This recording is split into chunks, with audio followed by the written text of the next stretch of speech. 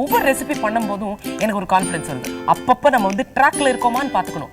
அப்படி ட்ராக்ல இருக்கோமான்னு பார்த்துக்கிறதுக்கு என்ன தேவை? ஒரு எக்ஸ்பர்ட்டோட ஒப்பீனியன் தேவை.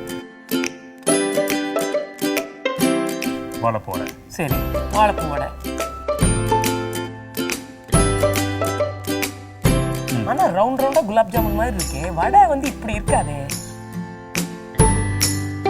மெதுவா இந்த மாதிரி ரொட்டேட் பண்ணும். பூண்டு வந்து நீங்க சும்மா அப்படி நசுக்கி வச்சிருக்கீங்க. நான் வந்து ஷெஃபோட அசிஸ்டன்ட் இல்ல.